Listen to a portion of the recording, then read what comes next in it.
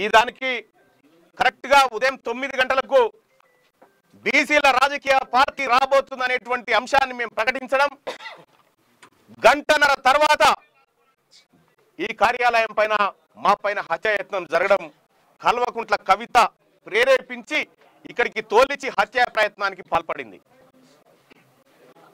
ఇవాళ బీసీల పైన దాడులు చేస్తే, తీన్మార్ మల్లన్నను హతమారిస్తే బీసీ ఉద్యమం ఆగిపోతుంది అని కల్వకుంట్ల కవిత గారు భ్రమపడుతున్నారేమో.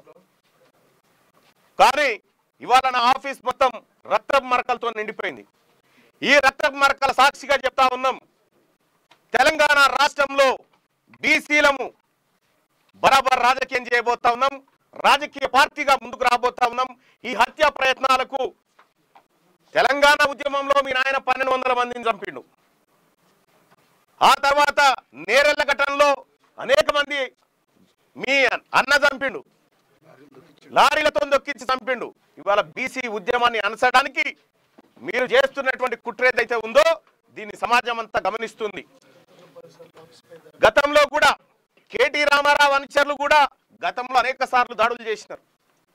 దాడులు చేసి విధ్వంసం సృష్టించినారు. దాదాపుగా 60-70 సార్లు నా మీద కేసులు పెడితే ఏ ఒక్క రోజు కూడా తీన్మార్ మల్లన్న కానీ మా ఆఫీస్ సిబ్బంది కానీ ఎవరి పైన ఒక చేయి వేసిన పాపాన పోలేదు. మేమంత సామరస్యంతో ఉన్నాం. కానీ వాళ్ళ కల్వకుంట్ల కవిత గారు ఈ రకమైనటువంటి హత్యా ప్రయత్నాలకు కూడా స్కెచ్లు వేస్తారన్న విషయం ఇయాలనే అర్థమవుతా ఉంది. ఖచ్చితంగా తెలంగాణ రాష్ట్ర వ్యాప్తంగా బీసీలంతా ఎక్కడికక్కడ కల్వకుంట్ల కవిత దిష్టి బొమ్మలు నలగబెడతా ఉన్నారు. బీసీలను అనగదొక్కాలని చూస్తున్నటువంటి ఆమె పైన చర్యలు తీసుకోవాలని డిమాండ్ చేస్తా ఉన్నారు.